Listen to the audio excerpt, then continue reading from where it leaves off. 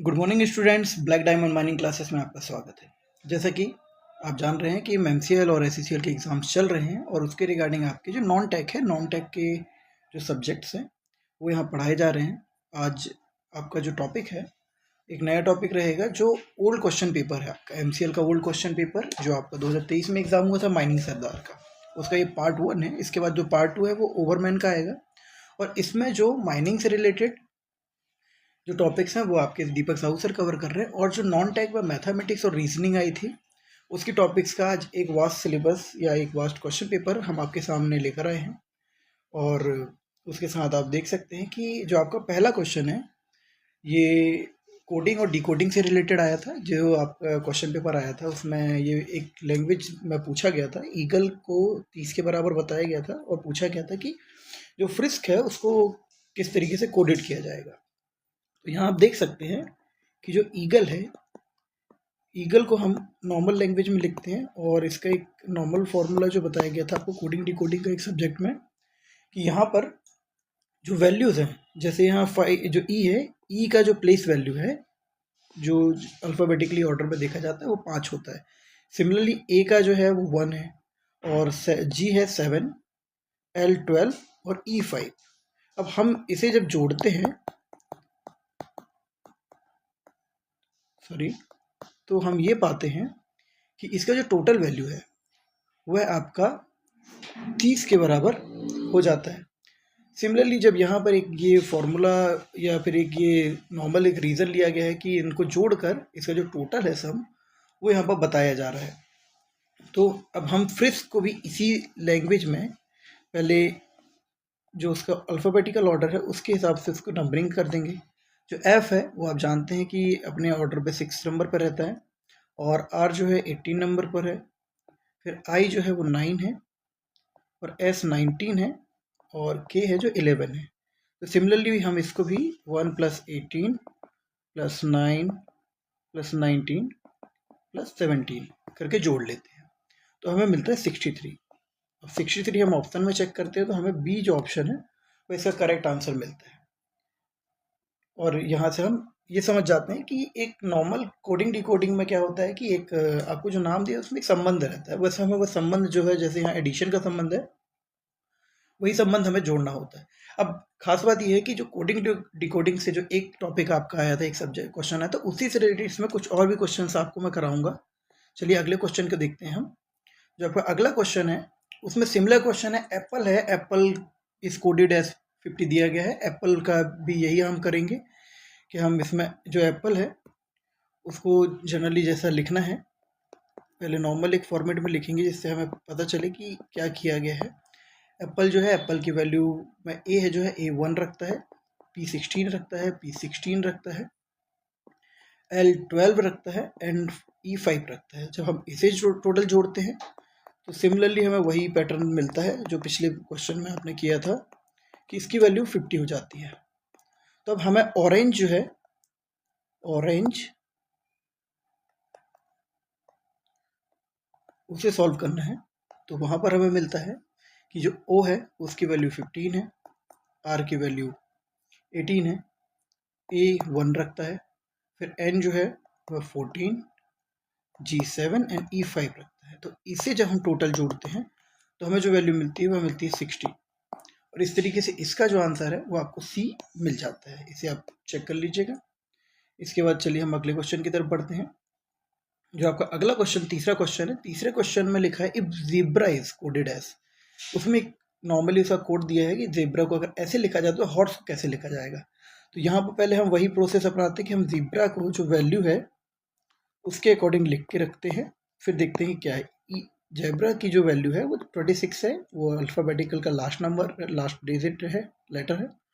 ई आपका 5 है, बी आपका 2 है, आर जो आपका है 18 की वैल्यू रखता है और ए जो है वो 1 की वैल्यू रखता है। तो हम ये देखते हैं कि इसे एडिशन में नहीं कन्वर्ट किया गया, इसे सिंपली 25, 26, 5, 2, 18 एंड 1 लाइन से लिख दिया गया है। सिमिलरली हम हॉर्स जो है, हॉर्स के लिए भी यही प्रोसेस अपनाएंगे।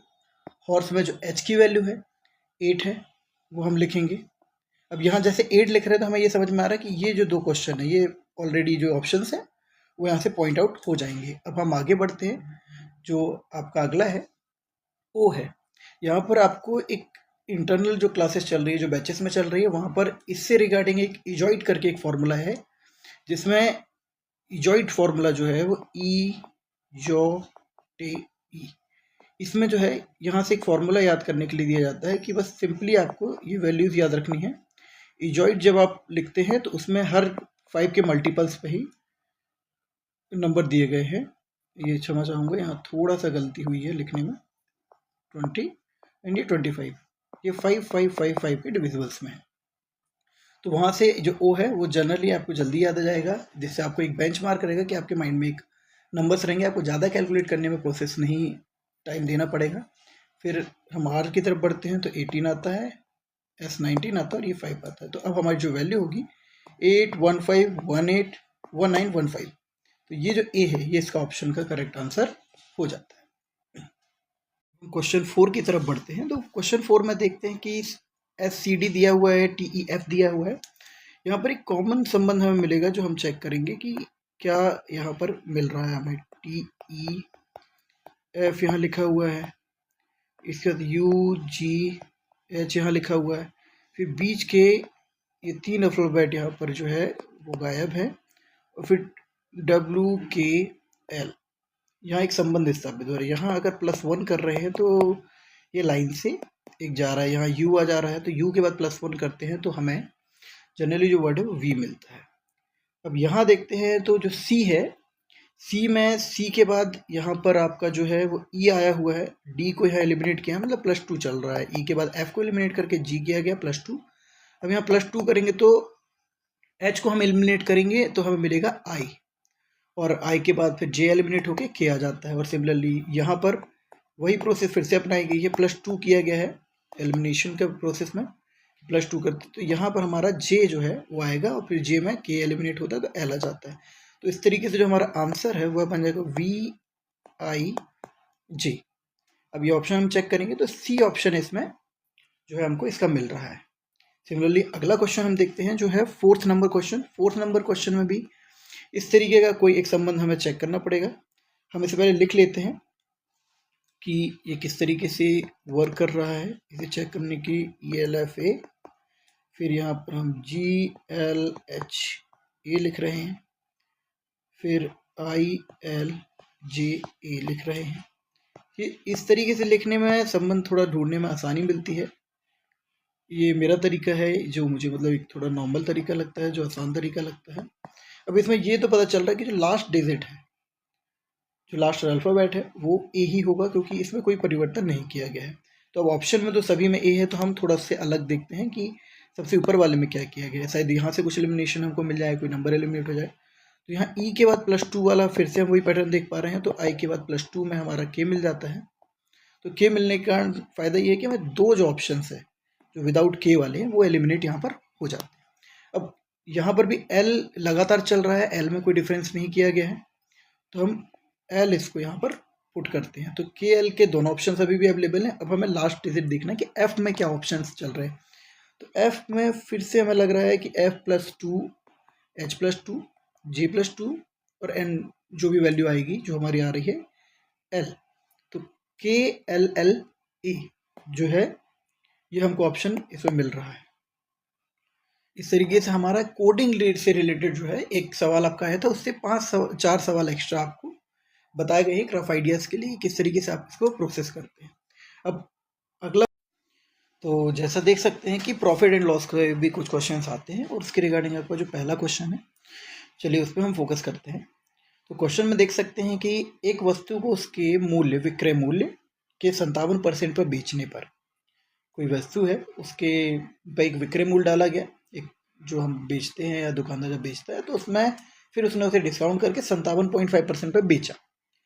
अमित को, जो इसका जो दुकानदार है, को उसको 31% की हानि होती है। यदि वह उसे उसके मूल्य, विक्रय मूल्य पर बेचता है तो उसका लाभ प्रतिशत कितना होगा।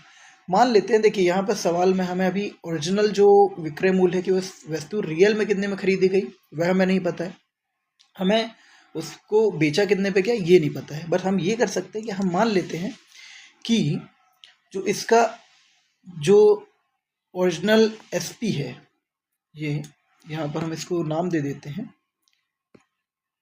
कि हम एक सीपी इस्तेमाल करेंगे वर्ड, जिसे हम कॉस्ट प्राइस कहते हैं, और हम एक एसपी इस्तेमाल करेंगे, सेलिंग प्राइस।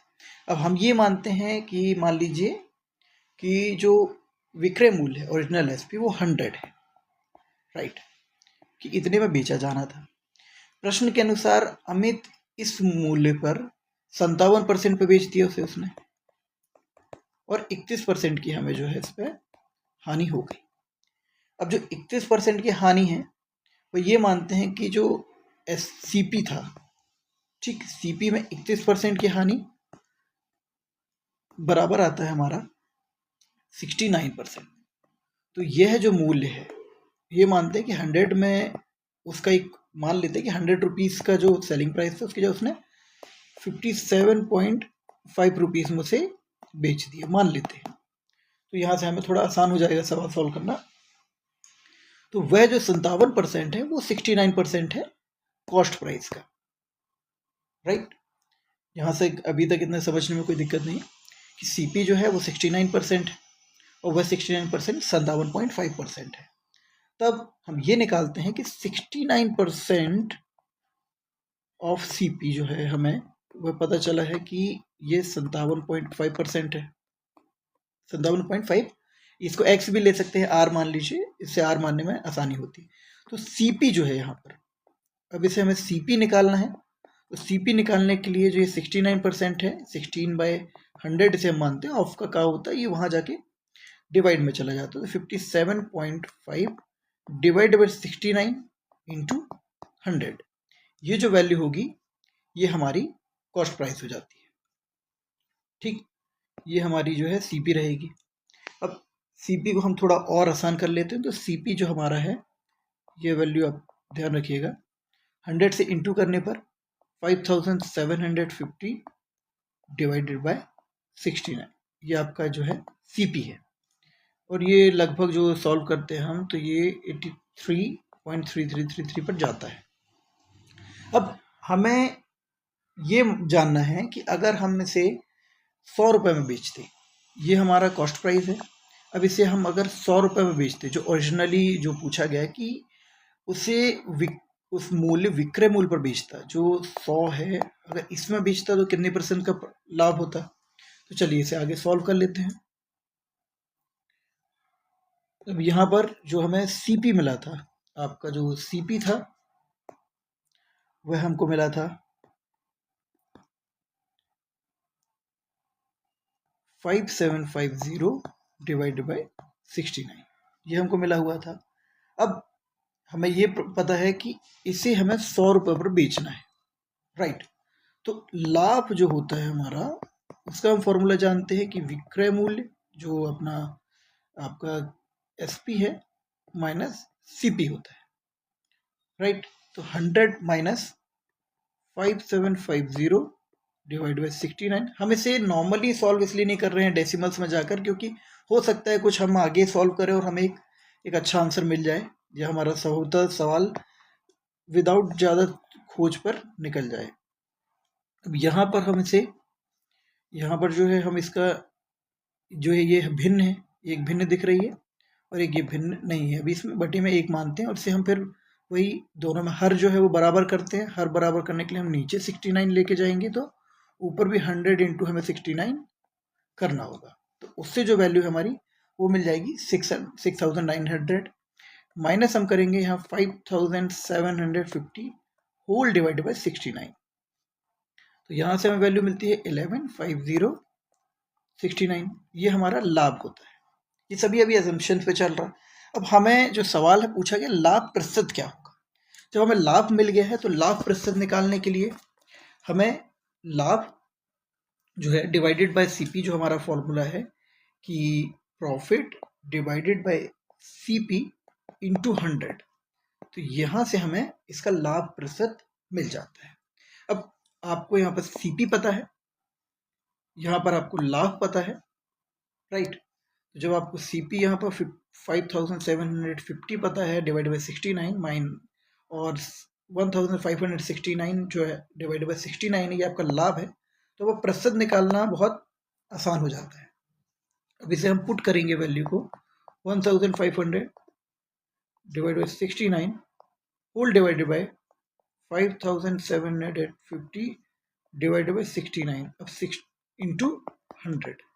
अब यहाँ से 69 और 69 कॉमनली कट जाता है, डिविजिबल है। और ये जो वैल्यू है इसे जब आप कैलकुलेट करेंगे तो इसका जो मल्टीपल 5 है वो 5750 है। तो यहाँ से हमें वैल्यू मिलती है 1 और यहाँ नीचे में आ जाता है 1/5। तो हम 1/5 इंटू 100 करते हैं तो अब हमें होता है ये सॉल्व करने के लिए ज़्यादा मेहनत नहीं लगेगी। और यहाँ से हमारे 20 है, 20% यहाँ आता है आंसर। और क्या ऑप्शन में 21 है, तो हम देखते हैं जो सी ऑप्शन है वहाँ पर 21 आपका दिया हुआ है। तो यहाँ से हमें इसका जो सोल्यूशन है वो मिल जाता है। यहाँ दो मेजर फॉर्मूले यूज़ किए गए हैं। एक आपका प्रॉफिट का परसेंटेज का फॉर्मूला यूज़ किया गया है, यहाँ पर लाभ हानि भी होती है तो वही फॉर्मूला लगता है। और यहाँ पर एक फॉर्मूला यूज़ हुआ है जिसे हम SP डिवाइड माइनस CP कहते हैं। मतलब जो हमारा विक्रय मूल्य है, विक्रय मूल्य में हम जो आपका क्रय मूल्य है उसे घटा देते हैं तो लाभ होता है। और जो चीज़ अगर CP ज़्यादा है, मतलब क्रय मूल्य ज़्यादा है, विक्रय मूल्य कम है, तो हानि होती है, ये स्वाभाविक है।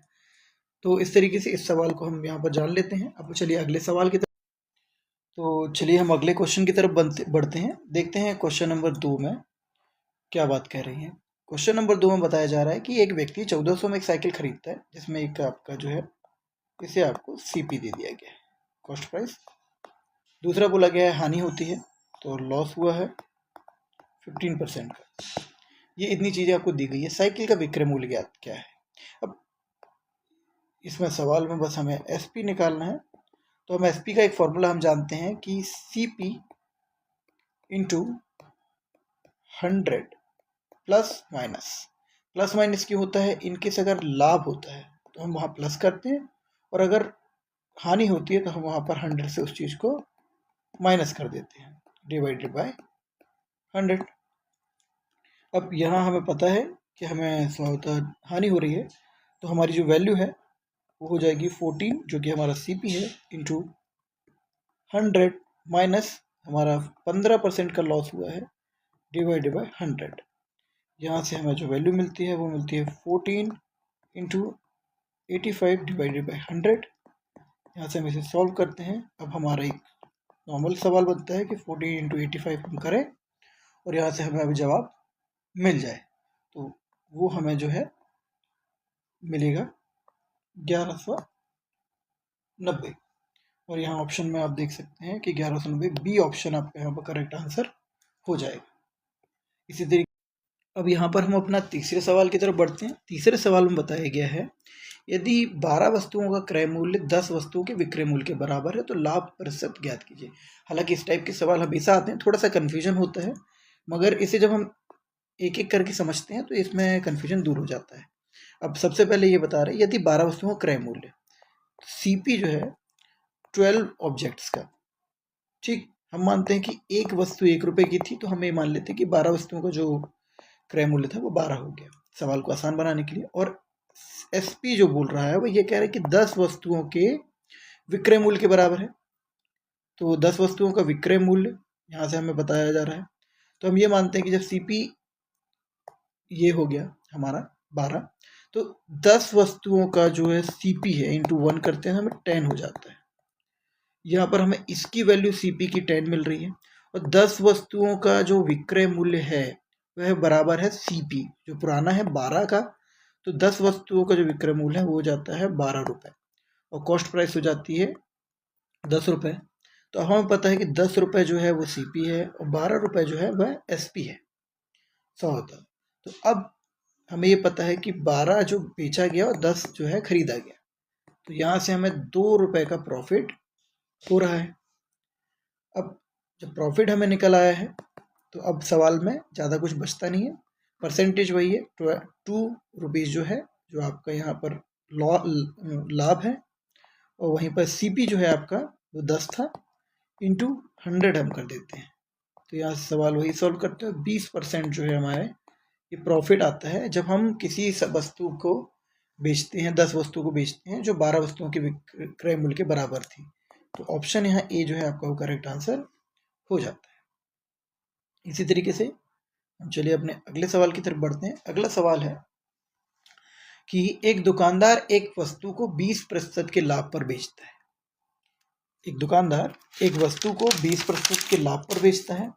यदि उसने इसे 10% कम में खरीदा होता और 30 अधिक में बेचा होता तो उसे 10% 40% का लाभ होता। क्रय मूल्य ज्ञात कीजिए। एक संभवतः बताया जा रहा है कि अगर ये होता और ये होता, ये एक assumptions पे चलता है, तो इसे हम पहले समझने के लिए हम इसे तोड़ते हैं कि हम क्या क्या हमें डिटेल्स दिए। एक दुकानदार एक वस्तु को 20% लाभ पर बेचता है।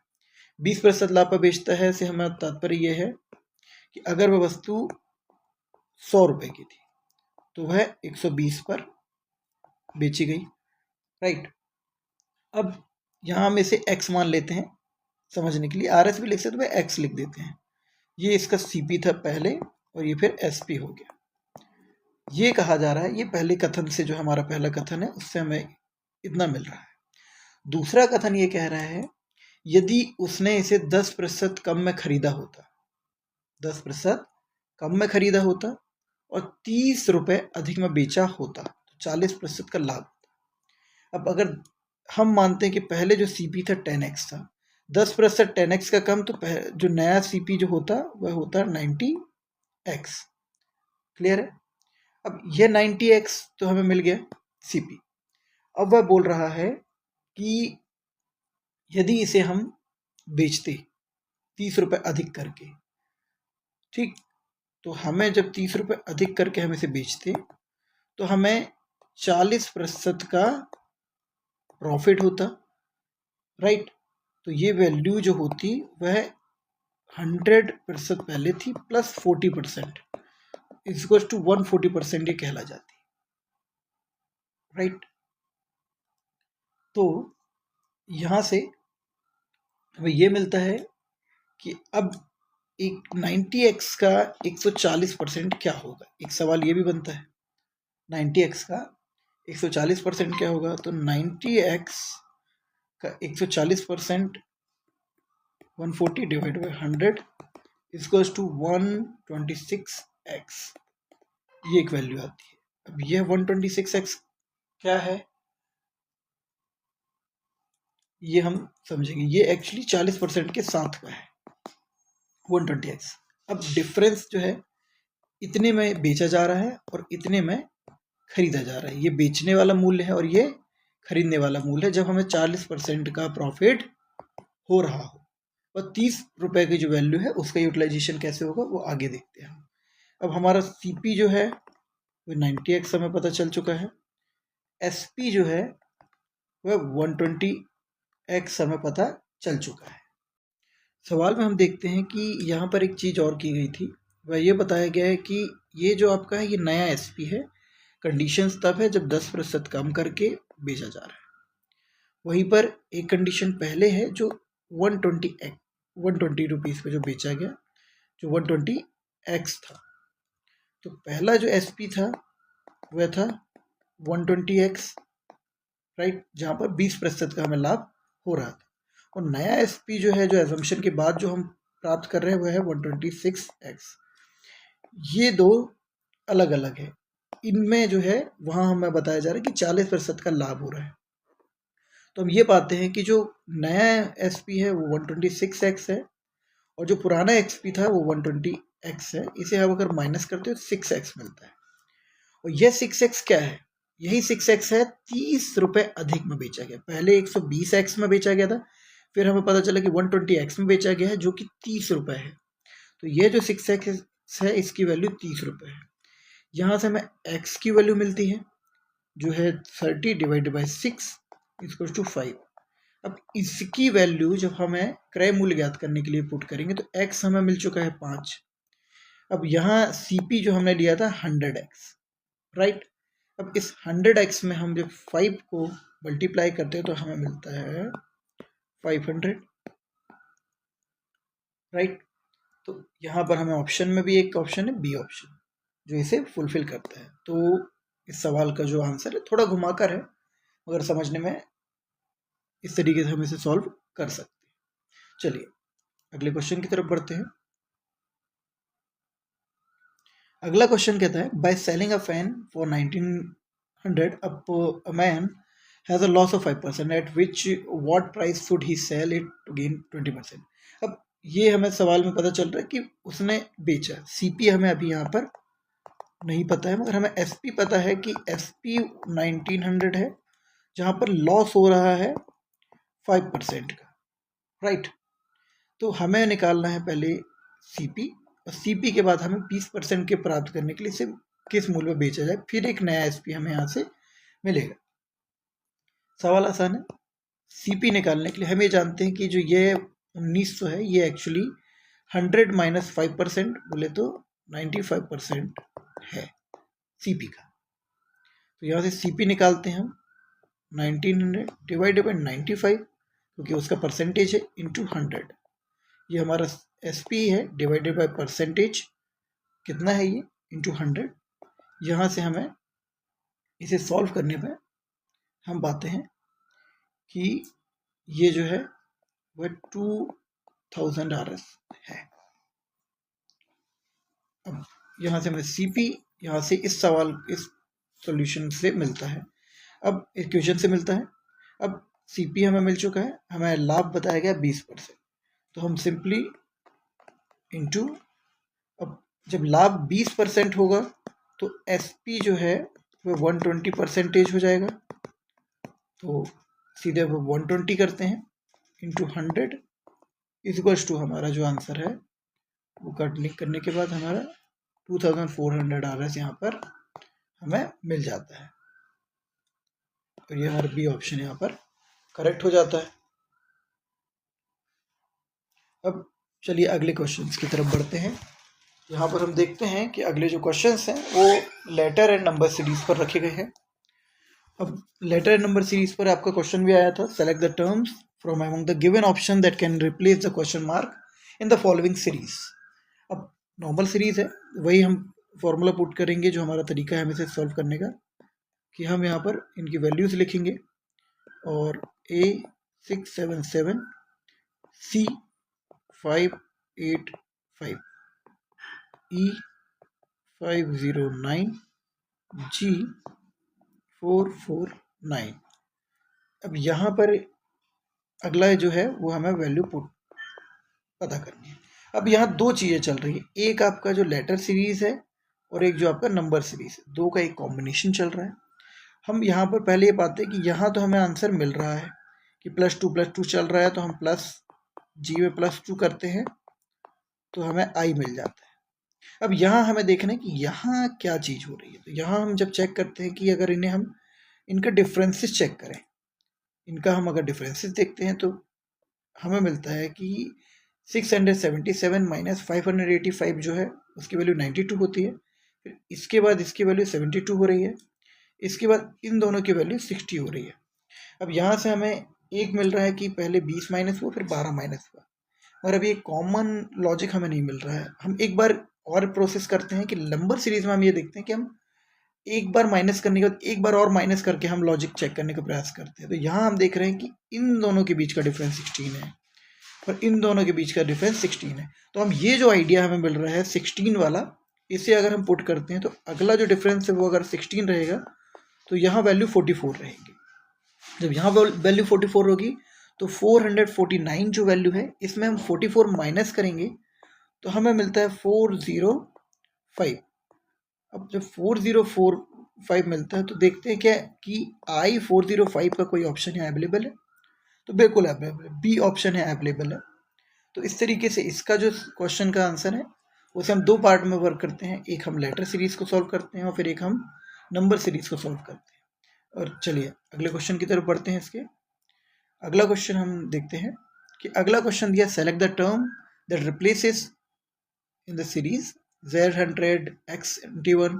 अब यहाँ बहुत कॉमन एक दिख रहा है कि पहले Z है, X है, V है, T है। अगला सवाल क्या होगा, और यहाँ पर 100, 81, 64, 49। अब यहाँ पर देखने में ही समझ में आ रहा है कि Z में -2 चल रहा है, Z की सीरीज जो लेटर सीरीज है उसमें -2 का फॉर्मूला चल रहा है। तो T -2 जब हमारा आता है तो वो वैल्यू हो जाती है R। आर यहाँ पर कॉमनली 2 जगह दिख रहा है, तो एस वाला जो ऑप्शन सी हम एलिमिनेट करते थे। अब देखते हैं जो 100 है वो 10 की पावर 2 है, और 81 भी 9 की पावर 2 है, तो 64 8 की पावर 2 है, और 7 की पावर 2 49 होता है। तो यहाँ से हमें पता चल रहा है कि जो नंबर सीरीज जो चल रही है, नंबर सीरीज का जो कॉम्बिनेशन या जो फॉर्मूला लगा कर वो उसे रिप्लेस कर रहे हैं उन नंबरों को, वहाँ पर हमें एक अगला क्वेश्चन है कि भाई 6 की पावर 2 मिलेगा। 6 की पावर 2 36 होता है, तो हम यहाँ से देख रहे हैं कि R36 ऑप्शन में हमें क्या अवेलेबल मिल रहा है, तो बिल्कुल मिल रहा है। तो ए ऑप्शन जो है यहाँ पर आपका करेक्ट आंसर हो जाता है। चलिए इस तरीके से हम इसके अगले सवाल की तरफ बढ़ते हैं। अगला सवाल दिया है find the next number in the series. एक सीरीज दी है, उसमें एक अगला नंबर हमें प्राप्त करना है। वही हम देखेंगे, क्योंकि ये हमें 2 तरीके से सॉल्व करना पड़ता है। हम इसमें लेटर सीरीज और नंबर सीरीज को अलग अलग सॉल्व करते हैं, तो हमें यहाँ से कॉमन वैल्यू मिल जाती है। पहले हम बी की तरफ देखते हैं, तो बी में यहाँ पर सी एंड डी हटाया गया है, मतलब +3 यहाँ चल रहा है, यहाँ पर भी +3 चल रहा है, और यहाँ भी +3 चल रहा है। +3 चल रहा है, और यहाँ भी +3 का ही कॉम्बिनेशन चल रहा है, और उसकी जो वैल्यू वो लिखी जा रही है। तो 11 + 3 अगर हम करते हैं तो 14 होता है। अब यहाँ पर देखिए कोइंसिडेंटली हमें अगर यहीं सॉल्व करते हैं तो हमें मिलता है कि k+3 करते हैं तो हमें वैल्यू मिलती है n की। n14 हमारा ऑप्शन है, एक इकलौता ऑप्शन यहाँ दिया है, तो कोई भी इसमें कन्फ्यूज़न नहीं होता है, और हम इसे सॉल्व करते हैं। तो यहाँ पर हमें सब वही वर्क करना है, एक बार नंबर सीरीज पे ध्यान देना है और एक बार लेटर सीरीज पे ध्यान देना है, और दोनों का एक कंबाइन ऑप्शन हमें मिलता है। चलिए अगले क्वेश्चन की तरफ बढ़ते हैं। अगला क्वेश्चन है, कॉमनली ये क्वेश्चन भी आते हैं, यहाँ पर हमें देखा जा रहा है कि ये find the missing number in the following series. एक सीरीज दी हुई है, इसका एक मिसिंग नंबर है जो हमें कैलकुलेट करना है, जो अगला नंबर यहाँ पर हमारा होगा।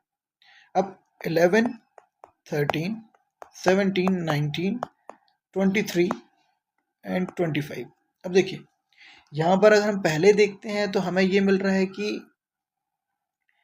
11 + 2 + 4 + 2 + 4 + 2 + 4 + 2। एक लॉजिक ही है। देखिए एक लॉजिक और आता है कि ये यहाँ जो 11 है, 13 है, 17 है, 19 है और 23 है, ये सभी आपके प्राइम नंबर हैं। तो उस हिसाब से जो अगला क्वेश्चन का मतलब जो आंसर बनता है वो आपका 29 बनता है, मगर यहाँ 25 को प्लेस किया, तो वो जो फॉर्मूला हम जो सोच रहे थे, वो जो सीरीज का रीज़न सोच रहे थे कि शायद प्राइम नंबर्स का यूटिलाइजेशन हो, तो वो यहाँ नहीं होता है। तो यहाँ हमें मिल रहा है कॉमन की +2 कर रहा है, फिर +4 +2 +4 +2 कर रहा है, तो अब हम सिंपली +4 करेंगे तो हमें जो आंसर है वो 29 मिलेगा। तो ऑप्शन बी यहाँ पर करेक्ट आंसर। चलिए अब हम इसकी तरह से अगले सवाल की तरफ बढ़ते हैं कि अगला सवाल क्या है। अगला सवाल है सेलेक्ट द नेक्स्ट टर्म। यहाँ पर वही है D4 G8 और G16 दिया हुआ है। कॉमनली प्रोसेस वही है, हमें इन्हें नॉर्मली एक टर्म्स में लिखना है, A2 D4 G8 G16। अब यहाँ से 2 सीरीज है, यहाँ +3 का चल रहा है और यहाँ 2 डबल 16 का डबल 32 होता है, और यहाँ हमें जो है यहाँ पर हमें +3 करना है, राइट। इसमें जैसे यहाँ पर H एंड I एलिमिनेट हो गया, वैसे यहाँ पर J के बाद K और L एलिमिनेट हो जाएंगे और बचेगा M। तो M32 यहाँ जो ऑप्शन में आ रहा है वह हमारा आंसर इसमें करेक्ट आंसर होगा। चलिए इस तरीके से हम अब अपने अगले सवाल की तरफ बढ़ते हैं, देखते हैं अगले सवाल क्या है।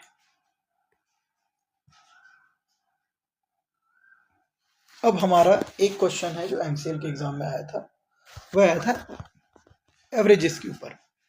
ये क्वेश्चन से आप फैमिलियर है, आपने इस क्वेश्चन को पहले भी देखा है। एक पुस्तकालय में रविवार की औसतन 215 आगंतुक हैं। जो विजिटर्स हैं जो रविवार को आते हैं वो औसतन 215 आए हैं। शनिवार को 135 आए हैं, और जुलाई के महीने में जो गुरुवार से शुरू होता है, अन्य दिनों में औसतन 112 आगंतुक प्रतिदिन आते हैं। जुलाई में प्रतिदिन आगंतुकों का औसत कितना है ये हमें इसमें देखना है। अब देखिए सवाल थोड़ा लंबा है, तो हम इसे पहले पार्ट बाय पार्ट डिवाइड करेंगे और फिर इसे सॉल्व करेंगे। तरीका एवरेज का सॉल्व करने का ये होता है कि हमें क्वेश्चन में क्या दिया हुआ है उन चीज़ों को हमें पहले समझना है और फिर उससे हमें क्या निकालना है, ये चीज़। अब हमें पता है कि जो संडे है, संडे में एवरेजन 215 लोग आते हैं।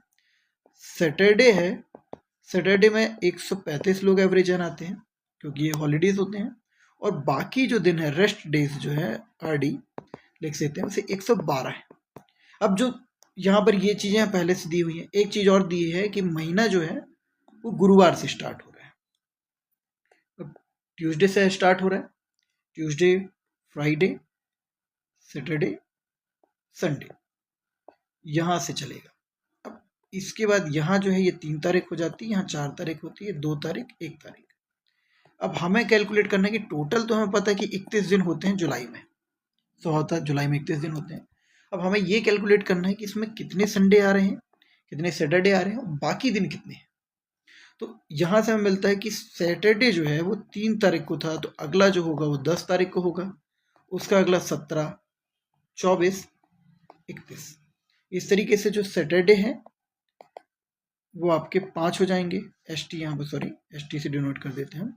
जो सैटरडे है वो 5 हो जाएंगे और संडे जो है आपके, वह देखिए वह आपका 4 तारीख को है, 4 तारीख के बाद 11 तारीख, 18 तारीख और 25 तारीख को है। उसके बाद फिर वो अगला महीना लग जाता है। तो यहाँ से 4 संडे हमें मिले हैं, संडे जो है हमें वो 4 मिले हैं, सैटरडे जो है हमें 5 मिले हैं, राइट। और बाकी दिन जो है, अब यहाँ पर हम ये 9 माइनस जब करते हैं तो हमारे रिमेनिंग डेज मिलेंगे। रिमेनिंग डेज का जो औसतन है वो 112 है। रिमेनिंग डेज कितने हैं? रिमेनिंग डेज आपके 31 माइनस 9 इक्वल्स टू 22 है। अब हमें यहाँ से 3 वैल्यूज मिल रही हैं, एक 22 जिसका एक एवरेजन 112 आ रहे हैं लोग, एक संडे का आपको पता है ऑलरेडी और सैटरडे का भी पता है। तो अब हम इस क्वेश्चन में आगे ये चीज़ सॉल्व करेंगे कि जो हमें दी गई नई वैल्यूज हैं जो हमें मिल रही है Saturday, Sunday and rest of the days, उसको हम सॉल्व करेंगे। तो अब हम देखते हैं कि हमें जो प्राप्त वैल्यू है, प्राप्त वैल्यू है कि हमारा जो सैटरडे था वह 5 दिन का था, 5 दिन महीने में सैटरडे आए, इनटू यहाँ पर हम 135 कर देते हैं। संडे जो था हमारा वो 4 दिन का था, तो उसमें हम 215 मल्टीप्लाई करते हैं। बाकी जो रेस्ट डे थे, आर डी जिसको रेस्ट डे कहते हैं, वो 22 थे। अब इस 22 में हम 112 का मल्टीप्लाई कर देते हैं। अब इन सभी चीज़ों को जोड़ेंगे और एवरेज का रूल है 31 से इन्हें हम डिवाइड कर देंगे।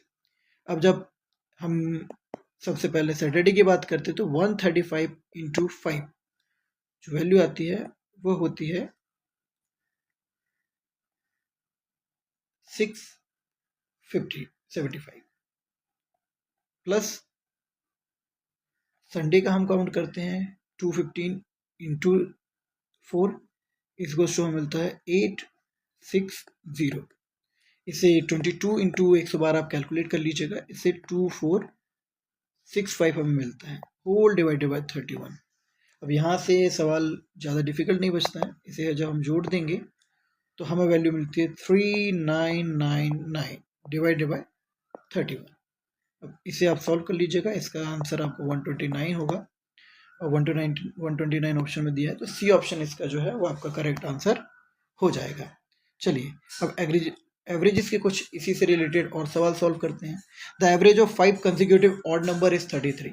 देखिए कंसेक्यूटिव ऑड नंबर जो विषम संख्याएं हैं, विषम संख्याएं तो आप जानते हैं, मगर जो लगातार विषम संख्याएं हैं, तो लगातार विषम संख्याओं का रूल ये कहता है कि अगर 3 है, अगर 3 है तो फिर 5 होगी, 7 होगी, 9 होगी, फिर 11 होगी। अब यहाँ पर हमें ये नहीं पता है कि कौन सी संख्या, मगर कंसेक्यूटिव जो विषम संख्या है वो इसी तरीके के फॉर्मेट में होती है, जहाँ पर अगर हम पहली वैल्यू x मानते हैं तो दूसरी x+2 आएगी, फिर x+4, x+6 एंड x+8। इस तरीके से 5 जो है हमारी, यहाँ हम एक एजम्पशन से मानते हैं कि ये 5 संख्याएं हमारी बनेंगी। इन 5 संख्याओं का औसत जो है डिवाइडेड बाय 5 इज टू 33 बताया जा रहा है। इनमें से सबसे छोटी संख्या ज्ञात कीजिए। तो बस सवाल अब यहाँ से सॉल्व हो जाता है कि हम इन्हें पहले जोड़ देंगे और डिवाइडेड बाय 5 कर देंगे। तो x1, 1x, 2x, 3, 4, 5, यहाँ से हमें 5x मिल जाता है, प्लस 2, 4, 6, 8, 2468 यहाँ से हमें मिलता है, इसे जोड़ने के 6 6 6 12 हो जाता है, प्लस 8 20 हो जाता है। 20 divided by whole 5 equals to 33 हो जाता है। अब यहाँ से ज़्यादा इस सवाल में बचता नहीं है, फिर हम वही वैल्यू करते हैं कि 5x plus 20 equals to 33 into. अब यहाँ से हमें जो मिलता है 5x plus 20 equals to 33 into 5। 33 into 5 की वैल्यू हम जानते हैं कि 5 3 से 5 प्लस 1 हो जाता है, और 3 से 15 प्लस 1 से 165 यहाँ वैल्यू आती है। अब 5x की वैल्यू हमारी जो आएगी 165 माइनस 20 आएगी, क्योंकि ये यहाँ से ट्रांसपोज होके जाता है, तो 5x बराबर यहाँ से मिलता है हमें 145। तो x की वैल्यू हमें मिलती है 29। हमें क्या जानना है, इनमें से सबसे छोटी संख्या। तो x जो है 29 है, तो मतलब स्टार्टिंग जो है इसकी वो 29 हुई, 31 हुआ, 33 हुआ, 35 हुआ, 37। ये वो 5 संख्याएं लगातार थी, इसमें सबसे छोटी संख्या 29 है, तो इसका जो आंसर है वो A हो जाएगा। इसी तरीके से चलिए हम अब अपने अगले सवाल की तरफ बढ़ते हैं, देखते हैं अगला सवाल क्या कह रहा है। अगला सवाल कह रहा है कि the average age of 30 student in a class is 15 year. अब यहीं से हम सवाल में हम ज़्यादा टाइम ना लेते हुए मैं स्टार्ट वहीं से करते हैं कि क्या दिया हुआ है। 30 स्टूडेंट्स जो हैं उनकी एवरेज एज है 15, right. If the teacher age is included the average increase by 1 year. अब यहाँ पर अगर टीचर जी जुड़ रहे हैं तो एवरेज जो है वो 1 ईयर जुड़ रहा है, तो 16 हो जा रहा है। क्लियर है। अब ये यहाँ से देखिए, जब एवरेज में निकलता है तो हम यहाँ एक मानते हैं कि एक वैल्यू है जो हम फॉर्मूला पुट करते हैं कि 30 स्टूडेंट्स का जो एवरेज है 15 है, तो टोटल एज ऑफ 13 स्टूडेंट कितनी रही होगी, 13 प्लस 13 इंटू 15, इससे एक एवरेज 15 आया। तो यहाँ से हमें जो वैल्यू है वो 450 मिलती है। ये फॉर्मूला ये है, क्योंकि हम जितनी दी गई संख्याएं हैं, x है, y है, 3 है, अगर z है, ये 3 संख्याएं, इनका एवरेज निकालते हैं तो x plus y plus z divide by 3 करते हैं तो हमें एक एवरेज मिलता है। वही फॉर्मूले में जब हमें ऑलरेडी 30 लोग बताए गए हैं, तो ये वैल्यू जो है वो 30 थी और यहाँ 15 दिए हुआ था, तो ये x plus y plus z जो वैल्यू हमें निकालनी थी, मतलब 3 स्टूडेंट्स की जो 30 स्टूडेंट्स की अलग अलग वैल्यू है, वो हम निकालने के लिए हमने इसे ट्रांसपोज किया, तो हमें 450 यहाँ पर मिल गया। अब इसमें क्या है, टीचर जो है, टीचर जी हैं, उनकी एज जोड़ी गई, तो अब जब डिवाइड किया गया तो हमें 16 से डिवाइड किया गया, सॉरी समझ आएंगे, 31 से डिवाइड किया गया, तो 31 टोटल नंबर्स हो गए, जो 31 हो गए, तो इसकी वैल्यू कितनी आई, 16। तो यहाँ से अब हम इसका जो इक्वेशन है वो आगे समझते हुए लिखते हैं कि 450 plus x divided by 31 equals to 16। अब ये यहाँ चला जाएगा, ट्रांसपोज पॉलिसी, तो इसे हम लिख सकते हैं 31 equals to 450 plus x equals to 496। अब यहाँ से x की वैल्यू निकालने के लिए हमें ज़्यादा कुछ नहीं करना, हमें इसे यहाँ ले जाना है, तो x 496 माइनस 450 हो जाता है। यहाँ से हमें जो वैल्यू है वो 46 ईयर्स मिलती है। क्या ऑप्शन में 46 ईयर्स है? यस, बिल्कुल बी। तो यहाँ पर हमें इसका आंसर 46 ईयर बी मिल जाता है। चलिए अब अगले सवाल की तरफ बढ़ते हैं। अगला सवाल ये क्रिकेट से जुड़ा हुआ सवाल है, तो मुझे नहीं लगता कि इसमें किसी को कोई डिफ़िकल्टी आएगी। ठीक है, तो इस सवाल के लिए एक बार पढ़ लेते हैं। एक बल्लेबाज अपनी 17वीं पारी में 87 रन बनाता है, तो इसकी 17th पारी है, उसमें उसने 87 रन बनाए, राइट। अब और इस प्रकार उसका औसत 3 बढ़ गया, जो उसका पहले 16 पारियों से जो औसत चल रहा था, वो अगर x चल रहा था, तो अब वो 3x हो गया। क्वेश्चन इतना ही दिया है और इतना ही काफ़ी है समझने के लिए कि पहले जो है 16 में अगर x चल रहा था, तो 16x उसका टोटल सम था उसके स्कोर्स का, जो 16 उसने पारियाँ खेली उसका टोटल सम था 16x। इसमें जब 87 जोड़ा गया, राइट, 7वीं पारी में, और फिर इसका एवरेज निकाला गया तो x + 3 इसका एवरेज आ गया। अब इस सवाल में मुझे नहीं लगता इसको और कुछ सॉल्व करने की ज़रूरत है। ऐसे आप यहाँ से यहाँ ट्रांसपोज करेंगे, फिर वैल्यूज़ निकालेंगे और यहाँ से आपका एक आंसर आ जाएगा। हालांकि आप इसे आगे आप इसको सॉल्व कीजिएगा। इसको जब आप सॉल्व करेंगे आगे तो आपको जो भी ऑप्शन है उसमें चेक करिएगा। हालांकि ये बड़ा डिफ़िकल्ट सवाल नहीं है। 17x + 17 × 3 51। अब इसे सॉल्व कीजिएगा। यहाँ से वैल्यू मिलेगी आपकी x की, यहाँ से x की वैल्यू मिलेगी, उसमें 3 एक्स्ट्रा जोड़ना रहेगा, +3 करेंगे तो आपका जो आंसर है वो इसमें चेक कीजिएगा। बी ऑप्शन आपका जो है वो करेक्ट आंसर इसमें आना चाहिए। ये वाला ऑप्शन, x की वैल्यू 36 आएगी और फिर जो हमें वैल्यू चाहिए जो 7वीं पारी के बाद का औसत जो है वो आपका 39 आएगा। चलिए तो अगले सवाल की तरफ बढ़ते हैं। अगले सवाल में बताया जा रहा है 8 व्यक्तियों का औसत वजन 2.5 kg बढ़ जाता है जब उनमें से 65 kg वजन वाले एक व्यक्ति के स्थान पर एक नया व्यक्ति आ जाता है।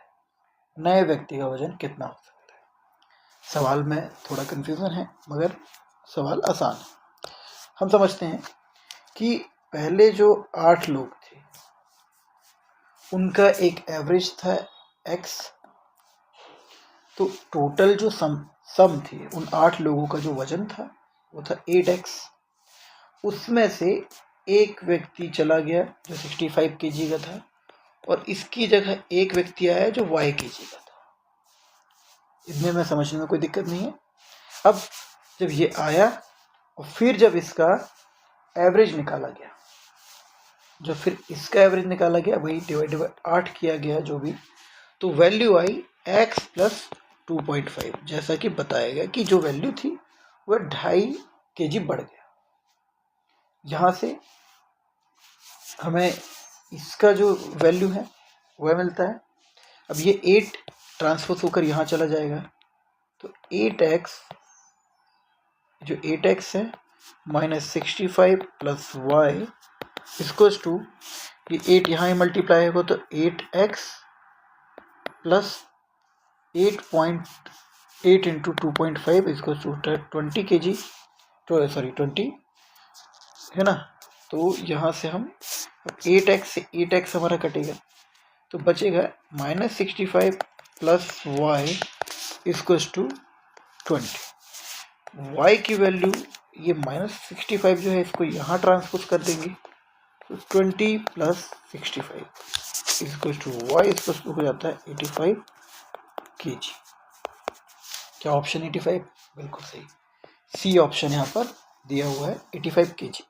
इस सवाल में थोड़ा कन्फ्यूज़न होता है मगर जब इसे आप समझने का प्रयास करेंगे, सवाल में ही सवाल का आंसर होता है। एक बार उसे पढ़ें तो वह सवाल सॉल्व हो जाते हैं। चलिए इस तरीके से हम अब अपने अगले क्वेश्चन की तरफ चलते हैं। अगला क्वेश्चन है ब्लड रिलेशन से संबंधित सवाल आया था, आपका जो MCL का एग्ज़ाम था उसमें आया था। ठीक है, सवाल कह रहे हैं एक तस्वीर में महक की ओर इशारा करते हुए दानिश ने कहा।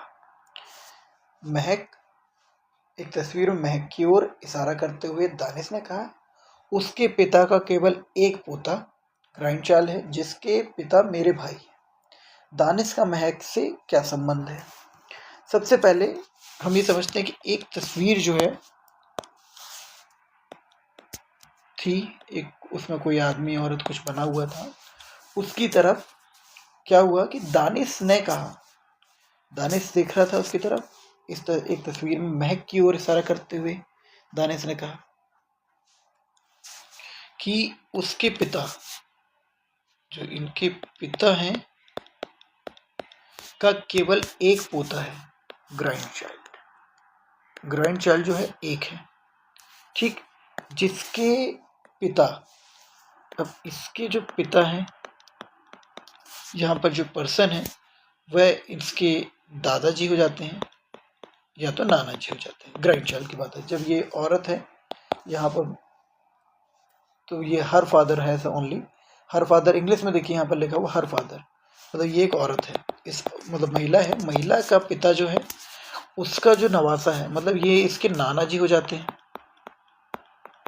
अब ये नाना जी हो जाते हैं तो इनके जो पिता है उनका इससे संबंध तो स्वाभाविक है कि सास ससुर वाला जो संबंध रहता है वो बनता है। अब पिता के बाद आगे बता रहा है उसके पिता मेरे भाई है, तो ये जो दानिश है, दानिश के भाई जो हैं वो पिता हैं इस लड़के के, और इस लड़के का इससे संबंध चाचा का बन जाता है, राइट। अब इसके बाद आगे पूछा जा रहा है दानिश का महक से क्या संबंध है। अब अगर ये चाचा है इस बच्चे का और इसकी ये माता हो जाती है, क्योंकि इसका तो ये एक ही पोता नवासा है ना, तो ये इसका जब पिता है ये नाना इसका ये, तो ये इसका माता हो जाती है और ये दोनों जो है पति पत्नी हो जाते हैं, और इसका ये भाई जो है वो देवर लग जाता है। बस, तो यहाँ से सवाल सॉल्व हो जाता है। जब देवर लग गया तो ब्रदर इन लॉ कहला गया। इस तरीके से जो है ये इसका सी ऑप्शन जो है वो आंसर आ जाता है। चलिए अगले सवाल की तरफ बढ़ते हैं। अगला सवाल कहता है if A is the brother of B and B is the sister of C and C is the father of D, how A is related to D. ऐसे सवालों में हम लाइन से चीज़ों को लिख लेते हैं और फिर सॉल्व करते हैं कि ए का संबंध बी से कुछ है, बी का संबंध सी से कुछ है, सी का संबंध डी से कुछ है। ये इसका जो है भाई बताया गया है, ए बी का भाई है, ए जो है बी का भाई, बी सी की बहन है, बी सी की बहन है, मतलब ये एक फीमेल है ये मेल है, सी डी का पिता है और ये जो है ये पिता है यहाँ पर किसका, डी का, तो डी का ये इसका बेटा हो गया। अब ये पूछा जा रहा है ये इसका पिता है ये बहन है, क्या ये बहन हो गई ये भाई हो गया, तो ये जब इसका पिता है तो ये इसकी बहन है, तो ये इसकी हो गई बुआ, और इसकी क्या हो, ये कौन हो गया इसका चाचा। अब संबंध क्या पूछा जा रहा है, ए का डी से क्या संबंध है, ए जो है डी से क्या संबंध है, वह उसका चाचा है। और इस तरीके से ऑप्शन सी ऑप्शन आंसर सही हो जाता है। चलिए अगले क्वेश्चन की तरफ बढ़ते हैं। अगला क्वेश्चन है कि एक लड़की का परिचय देते हुए विपिन ने कहा, एक लड़की का परिचय देते हुए, एक लड़की थी, एक लड़की है, उसका परिचय देते हुए विपिन ने कहा, सॉरी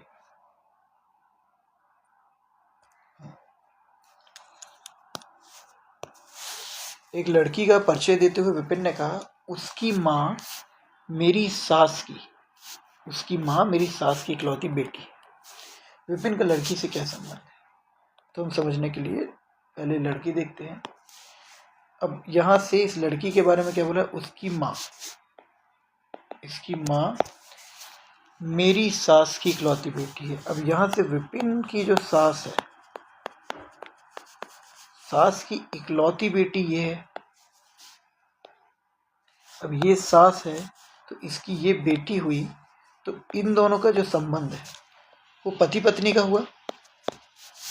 यहाँ से ये पति पत्नी का संबंध हुआ, जो विपिन का संबंध इस लड़की की माँ से, तो विपिन का लड़की से क्या संबंध है, लड़की का ये पिता हो गया। यहाँ पर ये सास है, ये इसकी माँ है, ये दोनों पति पत्नी हैं, तो ये बचता है, तो ये इसका पिता हुआ, तो बी ऑप्शन यहाँ पर करेक्ट आंसर हो जाता है। अब मैं बताना चाहूँगा अगर किसी को थोड़ा बहुत हैंड राइटिंग में कोई दिक्कत आती है उसके लिए मैं थोड़ा क्षमा चाहूँगा, क्योंकि लिखने में थोड़ा मेरा भी हाथ तंग है। तो जो क्या पहले अब हम अगले सवाल की तरफ बढ़ते हैं। अगला सवाल दिया हुआ है, क्वेश्चन 4 है कि एक बेटा, ए का बेटा बी है,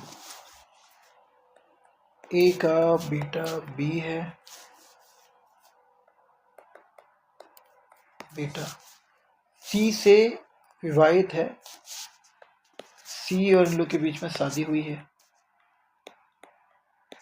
राइट। सी जिसकी बहन डी ठीक है, जिसकी बहन डी बी के भाई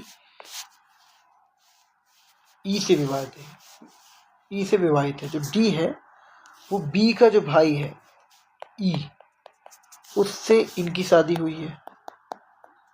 सवाल ये दिया है, देखिए ए का बेटा बी है, बी की शादी सी से हुई है, ठीक है, सी से विवाहित है, ठीक है, सी से विवाहित है।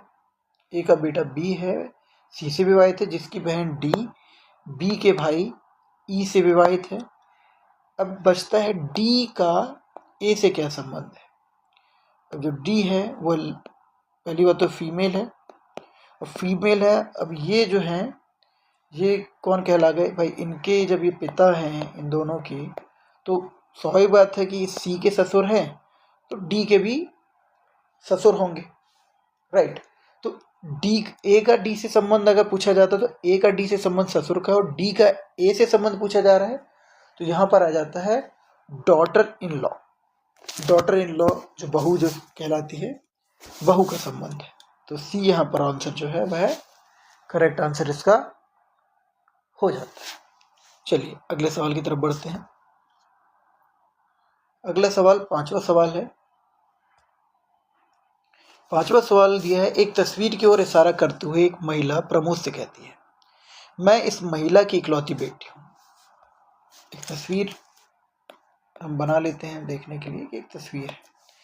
इस तस्वीर में एक महिला है, जो प्रमोद भाई साहब एक हैं अपने, और एक औरत है, वहाँ पर एक महिला है, ये आपस में बात कर रहे हैं, मैं इस महिला की इकलौती बेटी हूँ, ठीक है। ये जो तस्वीर में जो है ये महिला है, इसकी बेटी कौन है, ये महिला है जो बात कर रही है प्रमोद से, और इनका बेटा, इस महिला जो ये है इनका जो बेटा है वह प्रमोद, इनका बेटा तुम्हारा मामा है। प्रमोद का ये कौन है, मामा जी है। बोलने वाली महिला प्रमोद के पिता से क्या संबंध रखते हैं। इनका जो पिता है वह महिला जो बात कर रही है उनका क्या है। तो स्वाभाविक बात है कि यहाँ ये मामा है, जब इनके मामा हैं तो ये इनका क्या हो गया, बेटा इनका भी हो गया ये। अब ये इनका बेटा है और इनका बेटा है प्रमोद, दो लोगों का, तो ये दोनों आपस में पति पत्नी होंगे, पति पत्नी। अब पूछा जा रहा है प्रमोद के पिता से क्या संबंध है। पिता से इस महिला का संबंध है वाइफ का, तो यहाँ से बी ऑप्शन जो आपका वो है करेक्ट आंसर हो जाता है। इस तरीके से ब्लड रिलेशन के हमने 5 सवाल सॉल्व कर लिए। अब चलिए आगे बढ़ते हैं। जैसे कि आप देख सकते हैं कि जो अगला सवाल है हमारा वो सरफेस एरिया एंड वॉल्यूम का रिलेटेड है। तो ये बताना चाहूँगा कि ये जो आपका था, ये आपका चैप्टर जो है, जो क्वेश्चंस थे वो आपका पार्ट 1 था। इसके बाद जो है जो सरफेस एरिया एंड वॉल्यूम है और इससे रिलेटेड जो क्वेश्चंस है और जो प्रीवियस के बाकी क्वेश्चंस है वो आपको अगले वीडियोस में बताए जाएंगे। तब तक के लिए बने रहें, धन्यवाद। और सभी अपनी तैयारी करें, बहुत अच्छे से तैयारी करें, समय कम है इसलिए ज़्यादा से ज़्यादा क्वेश्चंस का प्रयास करें सॉल्व करने का। All the best.